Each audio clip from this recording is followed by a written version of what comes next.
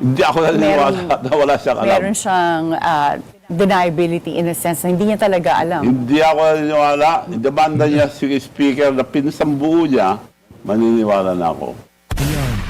That, Napakasimple ng hamon. Demanda niya si Martin Romualdez. Hindi pa rin ako maniniwala, Manong. Para doon sa mga politiko na nagsasabi na meron tama itong si Congress Miao, panoorin nyo itong video na to, lalo na dito kay Congressman Puno at dito kay John Vic Remulla. Ibang klase ho itong mama. Alam niya ho ang kanyang sinasabi. Alam niya ho meron ho siyang prinsipyo at paninindigan. Ito lang ang ipanalangin mo na wag mangyari, Marcos Jr. Huwag sanang magsanib persa itong si Manong Chavit at itong si Congressman Kiko Barzaga. Dito sa video na to, mga bagong revelasyon nitong si Manong Chavit kaugnay sa mga kabuktutang ginawa nitong si Marcos Jr. sa mga nakalipas na panahon. At kung ano nga ba ngayon ang estado ng ating bansa, pag-uusapan ho yan dyan sa forefront, dyan sa Billionaire News Channel. Pero bago yan, isang like at isang subscribe, masaya na ho tayo dyan at sa mga gusto sumali sa ating community, yung join button nandyan lang ho sa baba. Heto na ho, rekta ho tayo dito kay Congress Miao. So, quick question lang. Ano yung na-expect nyo ngayong gabi? Ngayon, well, start pa lang natin to. So, ito yung first day natin and we will grow stronger and stronger. Next time, surprise na tayo kasi ngayon nakapaganda siya ng mga 2,000, 3,000 policemen sa loob ng Forge Park. Next time, surprise na hindi nila alam kasi alam naman yung mga magnanakaw, hindi na sasabi kung kailan sila magnanakaw. Hindi natin sasabihin kung kailan tayo magpo-protesta, okay? Okay. Paano ka namin masusuportahan? Sa FB, just show your support online. Kung may mga protest tayo laban kila Marcos, kay Romualdez, lahat mga magnanakaw, you can always go kasi this is our country and tayo, kung hindi natin upisan to, walang magbabago. We love you, Kiko! Sino-sino yung mga dapat targetin?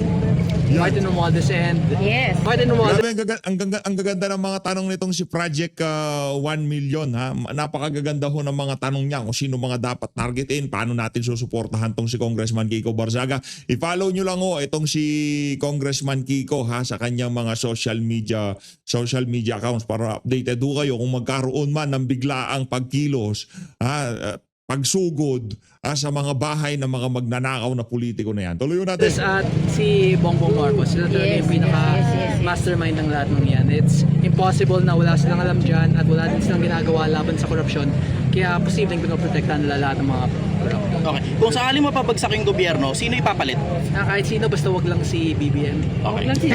Anyone except Marcos. Wag lang sila. Kahit si Bimbi Aquino pa ilagay nyo. Kahit sino, basta wag lang si Marcos because Narinig nyo ho yan ha. Kahit sino, basta wag lang yung mga Marcos na yan at mga Romualdez na yan. Kasi pag sinabi mong Marcos, lahat ng nasa lineup ngayon itong si Marcos, hindi Romualdez, hindi Remulla, hindi, sino pa ba yung mga matutulog nilang mga kaalyado dyan? Hindi Ortega, hindi Gonzales, hindi, sino pa ba? Yung mga, hindi Boji D, hindi Di Apelido, Basta wag lang ho na nasa nasa lineup nitong administrasyon na to approve ho sa atin yan. Kung gusto niyo si BP Sara mas mainam tayo ho talaga yun nung ating advokasya. Na si BP Sara pagpatuloy niya yung mga naumpisahan nitong si dating Pangulong Rodrigo Duterte, no. Kung tayo tatanungin, kung gusto nila si Bimbi, wala nang problema yan, demokrasya tayo, di ba? Kung ano lang naman yun, halimbawa lang na ibinigay nitong si Congress Miao, halimbawa lang yun. Ibig sabihin, yung si Bimbi, wala sa politika yan, pero mas pipiliin pa natin yung mga, wag naman sana si Bimbi, pero ibig sabihin, worse na tong si Marcos Jr. kahit na yung mas worse pa siya kay Bimbi, ganun ho katido. PH, ayaw mo ata kay Bimbi. Natural, ayaw ko. Gusto ko kay BP Sara Diba?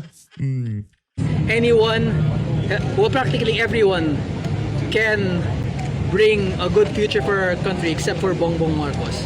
Yun lang. Thank you po. Thank you, Congressman Kiko. Kiko, I'm Kiko Matos. Few questions. Do you think may magangyaring resulta sa pagkalampag ng taong bayan? Yes. Ngayon o every day. Itong kabuuan na ginagawa natin ngayon? Well, hopefully, hindi natin alam, but we always have to increase our efforts. Lagi natin, mas gagalingan pa natin next time. We'll bring more people, we'll have more equipment, we'll make a larger amount of noise. And may I know your opinion about yung pagbato ng issue mula sa paikot-ikot sa Kongreso and then sa Senado, tas ngayon ibinabato ngayon sa ICI. Siyempre frustrated na yung mga tao, nagbi-build up na yung anger. Ano yung masasabi mo sa mga nangyayari? Problema kasi dyan in terms of, in legal terms, ay pag lagi nating iniintay or lagi nang natin hinahayaan sila, people will keep losing faith in the justice system. Kasi ngayon nga, wala pang napapakulong, and that's the very big issue here. If the justice system fails us, who can we depend on? And that's why we are here instead of just waiting for the courts to bring justice for us. So if walang justice, tas mag-escalate ang situation, who can help us? If the situation escalates, firstly, it will lead to economic collapse, and secondly, it might possibly lead to Mindanao secession, civil war, everything. There are plenty of potential downsides, potential chaos that will emerge pag walang nagbago dito kasi lumalaki na. Iyan ang hindi maintindihan nitong mga nitong mga pulpolitiko na to. Yung mga nasa Malacanang, hindi ko nila naiintindihan, hindi ko nila nararamdaman ang panawagan ng sambayan ng Pilipino. Ang panawagan ng sambayan ng Pilipino, hindi tanggalin si Marcos. Okay na. Bigay na natin yung patapos na kung Kiko. Okay lang yun, walang problema, patapos natin. Demokrasya tayo. Sundin natin ang ating saligang batas. Patapos natin kay Marcos Sr. Pero kung tayo tatanungin, Marcos resign. Ngayong oras na to, kailangan mag-resign na si Marcos Jr. Pero kung ipagpipilitan niya pa talaga, gusto niya pang isalba ang kanyang, kung meron pa siyang maisasalba, ha? Ipatapos natin. Pero Marcos resign ang ating panawagan dito sa PH Update dahil sa kanyang pagiging incompetent sa pamumuno sa ating bansa. Ngayon kung talaga nagpipilitan siya, pinagdidikdikan niya na 6 na taon siya dapat mamuno sa ating bansa, kailangan niya matapos ang kanyang termino. Pues, ang hamon dito, ipakulong mo yung si Zaldico at Martin Romualdez para talagang wala tayong problema. Dahil pag nagkataon, yan ang hinahanap ng ating mga kababayan at hindi nila nakita yan, maghahalo ang balat sa tinulupan. Sigurado ho yan mga kababayan. Yung issue nakita natin sa mga ibang bansa, yung mga nagpo-protesta doon, yung mga nasusunog na mga government buildings doon. And we're very close to that point. We don't want to reach that point. Gusto natin ng peaceful protest. We want positive change in our government without necessarily sacrificing any government structures. How about the military? Do you think they can take over? Do you think pwede natin sila asahan? Very possible. Pero yung military kasi, they depend on the will of the people. Once we show that the people are angry at the government, sila din ang mag-withdraw ng support. Ito ang nangyayari nung EDSA on the recent people power yung nawala si Hera. Last question. I've heard na you wanted to be the House Speaker. What would you do to change the situation? If I become House Speaker or Yeah. to become House Speaker? The leader. Once I'm the leader, I'll make sure to imprison everyone involved. And kahit Yes. if that involves half of Congress, if that involves 100, 200 congressmen, then I will do it. How about the change of constitution? That's also very possible, pero ngayon, the Constitution, it will be a legal term. Ngayon, ang problema natin, our immediate issue is the stolen funds and the pervasive corruption within our government. Any constitutional change will happen after that. Okay. But would you believe or support in the death penalty? Kasi yung mga tao, I'm assuming lahat Maraming nangihingi ng death penalty. naghihingi ng death penalty. Yes, very supportive, especially for rapists, murderers. At ang problema kasi natin, we are one of the most populated, we're one of the countries with the most populated prisons. Yung death penalty, ba't pa natin hayaan mabuhay ng mga 20 years, 30 years yung mga nagmamanyak ng mga bata when we can just kill them and save all the money that we would have spent on their food and on their cells. Kung sakaling bumaba si Bongbong Marcos ngayon, ang obviously na mahahalal si Duterte, ano palagay mo tayo? Well, anyone except Marcos, I'm pretty sure na siya naman ayaw niya kay Marcos, so I'm sure that she will be able to I'm sure she will be able to imprison those involved in the flood control kasi hindi naman sila bati ni Romualdez, hindi naman niya poprotektan sila Romualdez at yung mga congressman na gusto siyang ipa-impeach. So it's very possible that we will get justice. One last question, Congressman. I've heard nagbo-boxing ka. Boxing. Baka pwede tayo mag-train minsan. Sure, sige. Yeah, thank you very much, Congressman. Meow, meow, meow. Meow, meow, meow, meow. Palakpakan ho natin ito si Congress Meow. Pambihira ho. Ang gaganda ho ng kanyang mga punto de vista. At dito sa bahagi ng video natin na to, re-react naman ho natin ang naging panayam ng Billionaire News Channel, yung at the forefront dito kay Manong Chavit. Manong Chavit, ito, pasok ko si Manong Chavit dito. Politically sa bansa natin. Marami po, pero ang importante sa lahat, focus muna tayo dahil nade-divert lahat. Ang nangyayari po ngayon, diversionary tactic. Is blaming everybody except the President. May testigo na sa mga una. The Speaker, may testigo na. Sinisira nila ngayon testigo. They should file a case now kung totoo na wala silang pakialam.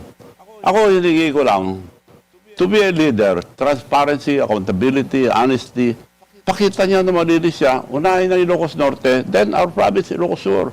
Then, para malaman, nagtataka na ako, dahil the Diskaya family nabigyan ng 31 billion within 3 years, the term of President Marcos. Ito lang, 22, 23, 24. 31 billion. At sa Ilocos Norte, meron silang 38 projects. Nako. So, para ipakita na malinis sila, Ilocos Norte muna. Dahil ang dami ng sinasabi ng tao doon. May mga ghost projects po ba sa Ilocos Yun ang Norte? sabi, To kaya your knowledge? yung mga ICI, dapat doon na sila pumunta para to give credible to the President. Kumbaga, tumutulong lang ako. O bakit din nila unahin yun para maniwala tayo kay Presidente?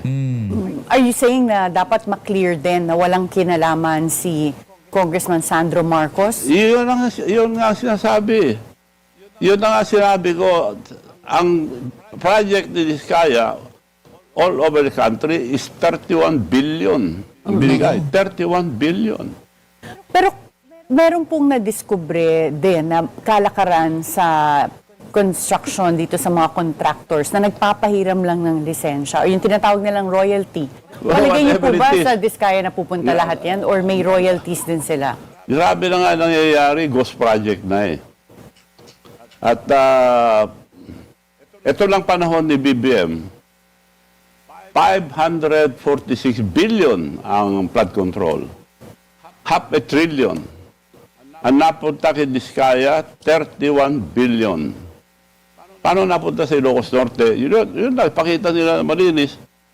Kung malinis, bakit sila hindi inuuna yun? Para to give credible to mga sinasabi ni President Marcos. Well, nung nangyari po itong 3 years na malaking pondo na punta sa flood control, ang chairman of the Committee on Appropriations is Congressman Zaldico. Pero hindi pa po siya umuwi. Palagay niyo po ba uuwi si Congressman Zaldico? At bakit hindi na lang kinancel po yung passport niya para ma-force Yun siya nga umuwi? dapat, kinakancel na. Now, nasaan sila ngayon? Nasa labas na. The speaker, hindi na makita. Umalis na po ba si Speaker Martin? Nagsabi siya na handa daw siyang humarap sa ICI. Tuloy natin. Ba't di sumaharap ang ngayon? Nako. So, iba na ang sinasabi yung Malacanang ngayon. Alam ko, babanatan uli nila dahil ayaw nilang paalala sa taong bayan. Kaya, ang gusto ko lang malaman, ang mga kababayan, wag tayo po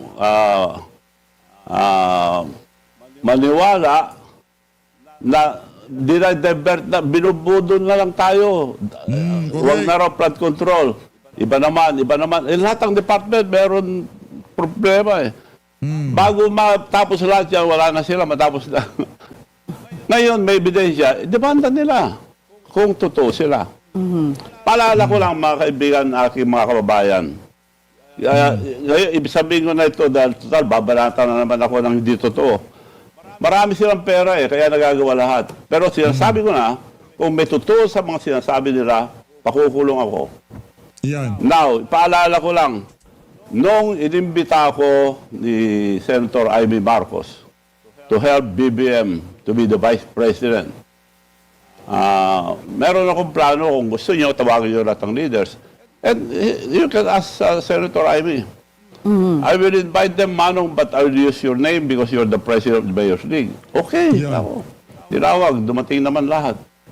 Oh, thank you for coming. But to help BBM to be the Vice President for his election for Vice President. But Manong Chavez has a plan. Manong, can you explain your plan? Yun lang. Sinabi ko na, to cut the story short, Nobody could beat Sara at that time. Walang Ito po yung pagpapahal. nasabi nyo na sa amin na pinagsama nyo Yes. sila eventually. Pero ang plano, huwag tayo mag-file ng vice kung vice ang gusto mo. Yes. Marami kang banat sa'yo dyan, maalala lahat yung mga record nyo ako. Yan. President muna, wala kang mga kalaban except Sara. Pag nag-file si Inday Sara, you have to slide down.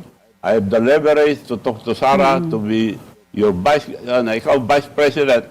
Protected ka Pero na. nung Manong Shavit, nung tumakbo po si President Bongbong Marcos nung 2022, sinabi niyo rin later on na hindi malinaw kung na-clear na ba niya ang connection niya sa kay Janet Napoles. Wala. Bakit niyo po nasabi ito? Hindi, nandito nga eh. Wala.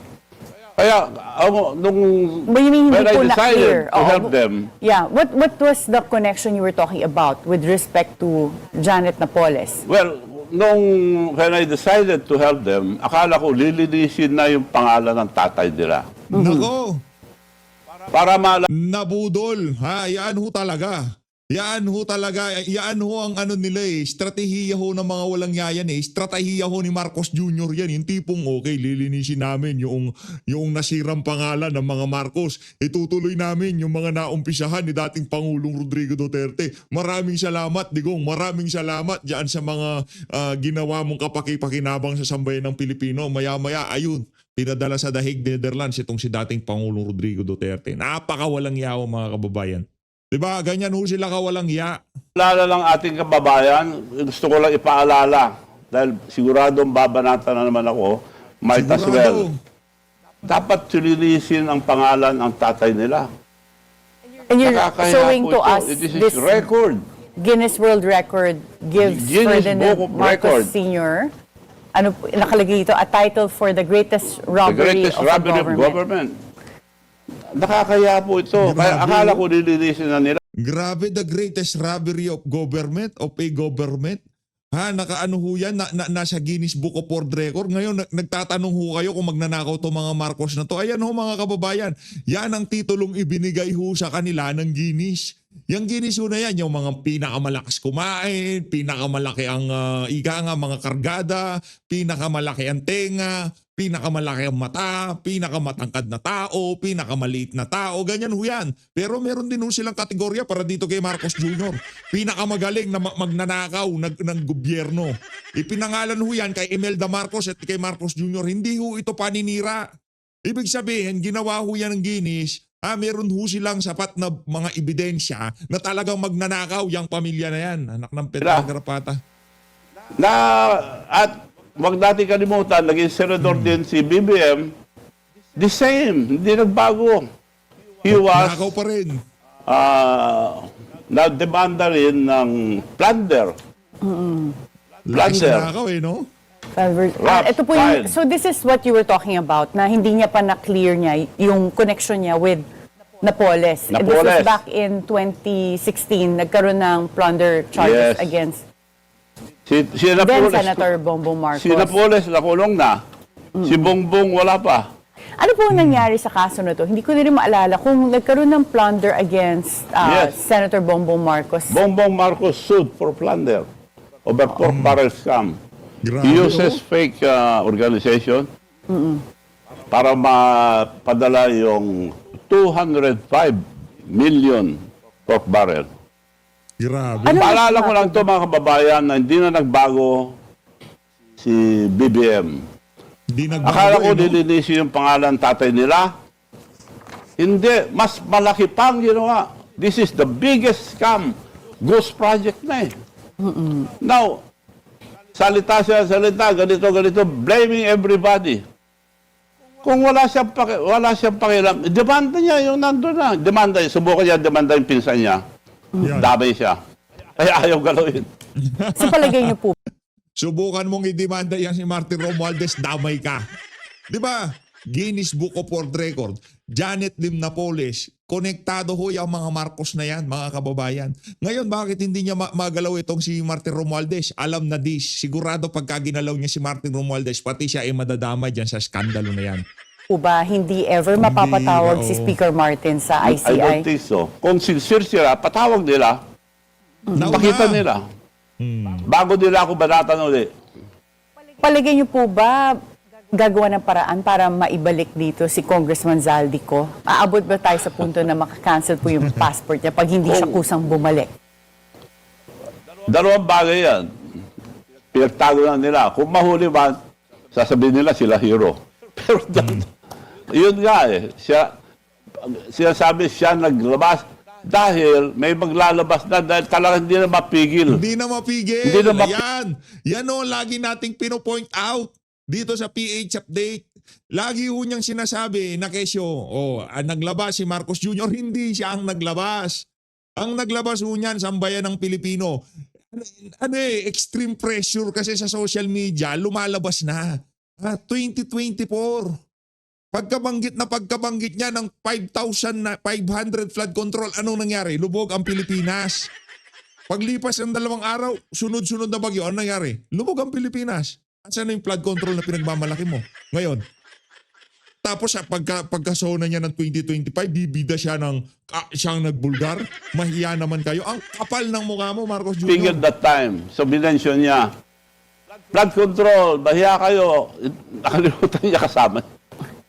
Kasama siya dahil eto, record. Ang flood control, mga kababayan, 546 billion. Half a trillion ng flood control sa panahon lang ni BBM. Ang Ilocos Norte, 10 billion ang Grabe. flood control nila. Ang 10 napunta billion? kay Diskaya sa Ilocos Norte, 2.7 billion. Yung bagong mayor nila na dapat hindi maging mayor dahil konsel pa lang, contractor na. Pinilit maging mayor, maski na dapat disqualified dahil contractor, meron na project, 6 billion 500 project niya. Bakit paborito nila itong contractor na ito at sa si Diskaya? Yun lang gusto ko maklear para maniwala tayo sa kanila.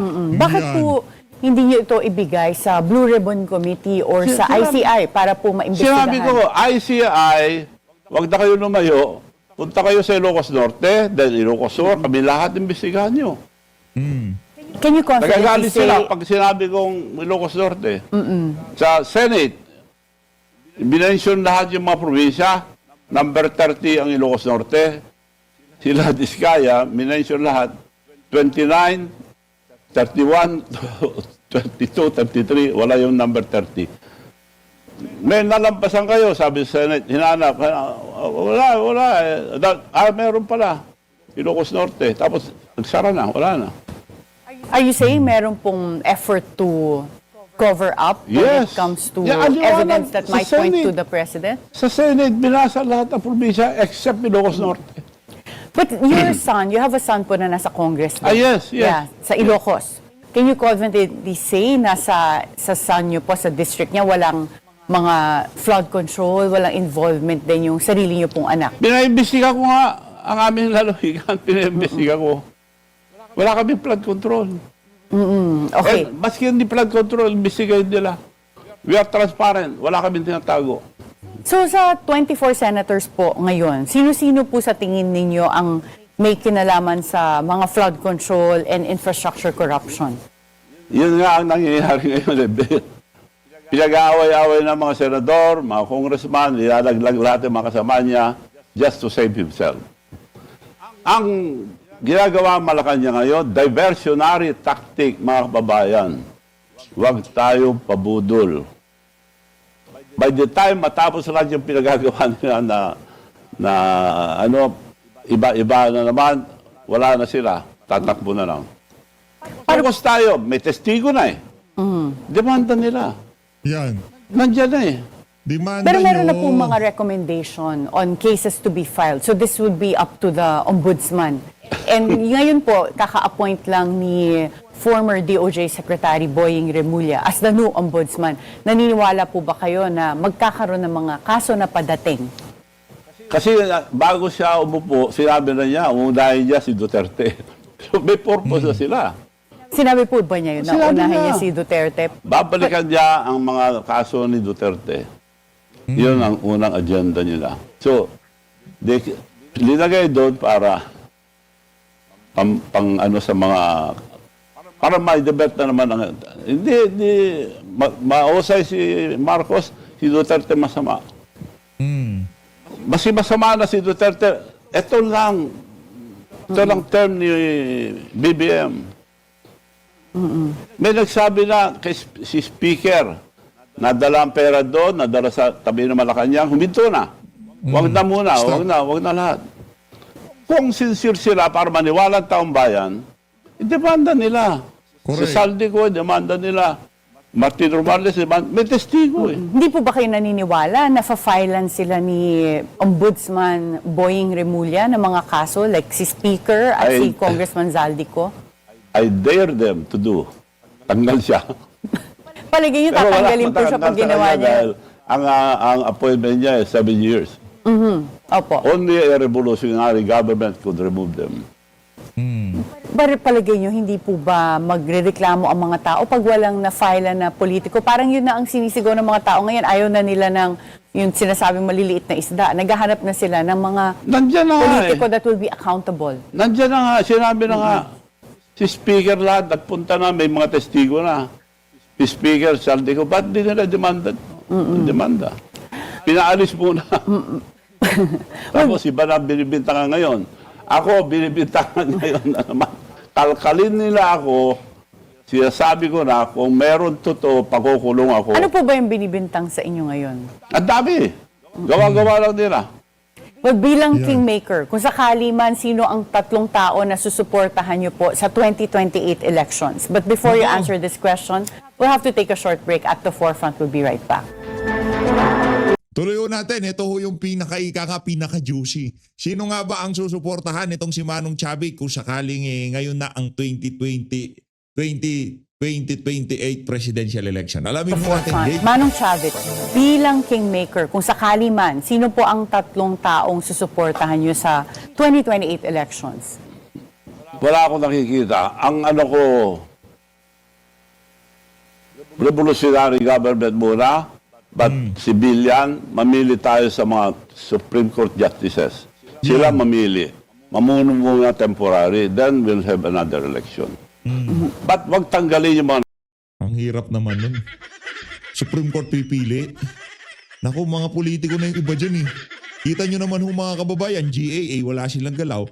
Yung sa PhilHealth, biglang tumahimik yung usapan. Anak ng toko, anong wala na. Ako po. So ayaw niyo pong umabot sa punto na magpalit na lang ng administration through our electoral process, na magkaroon na lang ng eleksyon sa 2028, na matapos itong termino po ni President Bongbong Marcos. Yun nga, masama ngayon. Bakit natin tatapusin? Nandyan na nga yung testigo na kay Martin. I-file muna nila. Bakit natin papayagan na mga kababayan, wag tayong pabudol uli? Just recently po, Tatapusin na lang niya ang term niya? Hindi. If he's a good president, tapusin niya ngayon yung mga issue. yung mga kaso po na Mga dapat kaso. ma-file. Okay. May testigo na eh. Anong ginagawa? Sinisiraan yung mga testigo ngayon. Sino man magsalita against them, sinisiraan. Noong ang buwan po, the administration urged the DOJ and PNP to examine whether some of your remarks are aligning or can be considered as inciting to sedition. Ano na pong nangyari dito? Meron po bang na-file sa inyo? Ako, I don't mind. Demanda nila ako. Ikulong nila kung gusto nila. Pero sasabihin ko totoo. You're not worried na every time sinasabi niyo po na mag-revolutionary government ay pwede kayong Sinasabi ko, the only way kasuhan. to change revolutionary government, magagandang batas natin walang nasusunod. Mag-file ka ng court, aabuti ng siyam-siyam. Meron mga kaso, may naka-parking fee. Wala na. Hanggang mamatay yung testigo, hanggang mamatay yung nag-file, wala na. Ang nakukulong, yung mga maliliit na tao. Manong Chavit, Walang kwenta ang mga ano natin because of the implementation. We have good laws, pero implementation, wala. Sablay, Manong doon tayo Chavit, nasabi niyo po sumasablay. dati na si President Bongbong Marcos nagka-Alzheimer, na after niyo siyang tulungan na manalo bilang Pangulo, nakalimutan niya na kayo, nag-Alzheimer. Pero si Senator Amy Marcos po, sinagot niya ito in a different interview at sinabi niya na siya, kinikilala niya yung tulong na naibigay niyo noong 2022. Gumawa na po ba si Senator Amy ng kahit anong hakbang para personal na makausap po kayo? Well, ang totoo niya, nag-usap kami. Up to now. Recently lang. She cannot deny na siya nag-imbita sa akin to help BBM. Vice President lang gusto ni BBM. So, being the President of Mayor's League, I will invite them, but I'll use your name. You can ask her. So you're still in touch po ni Senator Amy? Okay Nag-usap kayo? kami 3 days ago, 3 days ago. Yun, nagbalitaan lang, ba't ganito na nangyayari sa ating bansa? Ewan ko ako. Tumulong lang ako, ngayon ako binibintangan. Oo nga, you can ask her. Yeah. Is there truly a rift between Senator Amy and President Bongbong Marcos? Kasi may mga iba, parang hindi makapaniwala na magkapatid and Yes. they don't seem to be aligned politically. So, totoo po ba na meron silang rift or hidwaan? Well, sabi niya mismo na nagpapatakbo na ngayon mga Araneta at sa mga Romualdez, ang gobyerno. By Araneta, ang sinasabi ni Meaning Senator the First Amy. Lady. Okay. Yan, siya sabi niya. Hindi ako nagsabi, Opo.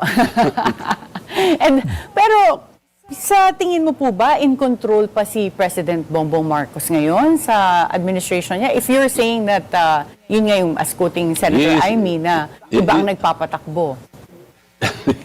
Sinabi mo eh. Now, ang survey, 20% na lang sila, 80% ayaw ng tao. Kaya, bakit tayo papayag pabudol uli? Concentrate mo tayo, may testigo na. I-file nila ang kaso, ni Saldico, saka si Martin Romualdez. Hindi maniniwala ang tao. Yun ho talaga yung mga kababayan. I-file nyo na ang kaso para tapos usapan. May- I doubt kung iba ang file. Hindi kayo naniniwalang may mafa-file. Hindi. May mga nagsasabing ginagamit niyo po itong issue nito para bumalik sa national spotlight or this is personally motivated. Ano po masasabi niyo doon? Wala, ako nag-enjoy lang ng buhay. Paalis-alis lang, palipad-lipad. Pero hindi ko na matiis yung, aside from Alzheimer na nakalimutan ako, okay lang. Okay lang. Okay lang sa akin yun. Ang ginagalit ko talaga, yung paghahamon niya sa China. Dapat as a president, we are a developing country. Dapat neutral siya sa lahat. Not only US, not only China. Neutral. Naghahamon sa China, wala tayong laban sa China. Ini-encourage yung mga ibang countries, help us. Itong China, binuburi kami. Wala tayong laban So sa that's China. foreign policy po. But how would you compare President Bongbong Marcos's leadership style compared to his father, si President Ferdinand Marcos Sr.? He is worse. Nako, Masama ng tatay niya, he is the worst. This is the biggest scam. Kung porsyento ng biggest scam. Biggest scam ko pala, Marcos Jr. tatay niya noon, ngayon, ghost project. Kaya dinedevert niya lahat ngayon. Pumapayag naman tayo. So, ating mga kababayan, magising po tayo. Huwag tayong pabudol uli. Bine-blame niya lahat. Ihalaglag na kayo, mga congressman, mga senator. Ngayon, mga mayor sa susunod, dahil imbisigan daw yung mga farm to market road. Yan. So, pag inimbestigan mo lang yan, hindi na abot, tapos ng term niya, alis lang yan. But would you say na meron din naman pong good that came out of all of this? Kasi at least kahit yung mga involved sa Congress and Senate, nalalaman na rin or na-expose. So hindi pa nga po... Sacrificial lang. Teka lang, in the first place, hindi naman mangyayari ang nakawan na yan. Walang good na mangyayari na sinasabing yung nabulgar, yung mga magnanakaw dyan sa House of Representatives. Kung nasa tamang katinoan ng presidente na yan, doon mo. Pabira naman to si Ma'am Karen. Ma'am Karen, ako, alam mo naman, love na love din kita eh. Pagka meron kang pinapakinggan ko, pinapanood ko kasi kahit papaano gumigit na to eh. Yan si yung Pinky, si Ma'am Pinky, kahit pangalan Pinky na Pinky, Pink na Pinky. Diba? Kahit papaano yung tanong nila, kahit minsan scripted, okay naman, may dating na, pwede na. Blame niya nga ito lahat sila. paano nakakakuha ng si Diskaya ng 31 billion kung walang koneksyon sa taas? Correct. Ako, natagal na sa construction. Never ako nakatikim ng 1 billion na project. Ito, agad-agad, 31 billion. So it was tolerated by him dahil contact niya sila Saldico, si Speaker, or wala siyang alam na presidente. Dalawang bagay lang. Natolerate niya yan. Dahil pag-umpisa na, inumpisa na nila yan eh. Hindi po ba kayo naniniwala na wala siyang alam bilang presidente? Na Hindi ako naniniwala na wala siyang alam. meron siyang deniability in a sense na hindi niya talaga alam? Hindi ako naniniwala. Demanda niya si Speaker na pinsambuo niya, maniniwala na ako. Yan. That, Napakasimple ng hamon. Demanda niya si Martin Romualdez. Hindi parang ako maniniwala, manong. Nananto ko, pinirmahan niya. Ang dami na nagsasabi, meron pa nagpunta ng Korte Suprema, may problema ang budget, pinirmahan pa rin niya. Pinagtanggol pa rin niya, nagkesa sinasabi niya, binasa ko, kada 4,000 pages ata sinasabi, binibida niya. Wala akong nakitang blanco. Hindi naman yun ang pinag-uusapan, yung BICAM report ng blanco, hindi yung GAA. Talagang budol-budol tong si Marcos Jr. hindi niya demanda, kasama siya eh. Kaya kako may Alzheimer. Siya naglabas, nakalimutan niya, siya ang top 3 pinakamalaking flood control. Ito po, yung Ilocos Norte, yung pinapakita natin dito sa screen ngayon. Nationwide, top 5 provinces. Top 5 provinces, pangatlo sila. Halos pareho ng Bulacan. Oo.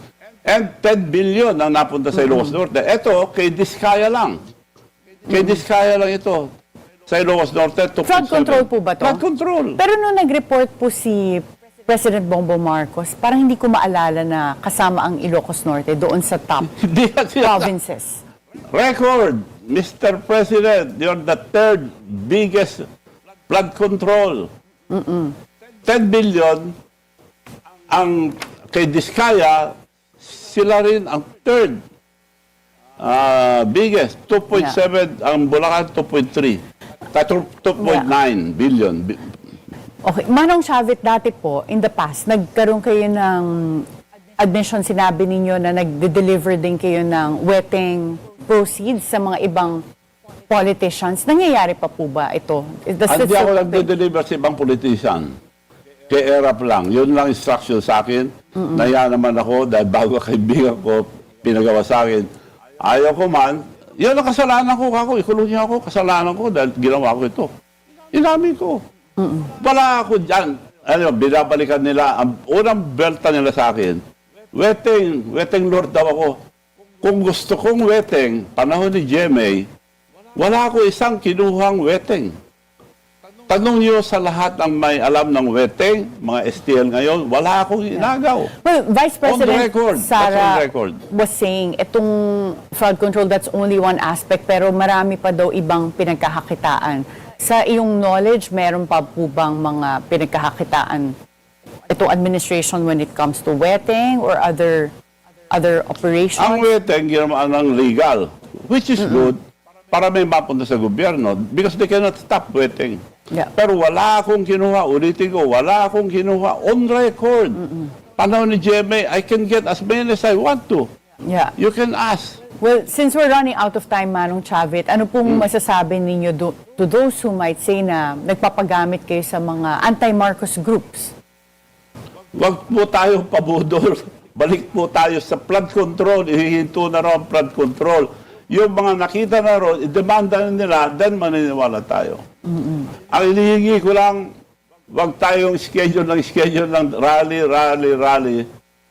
Guguloy lang nila, walang mangyayari. Manhid na po sila. At kailangan, isa lang.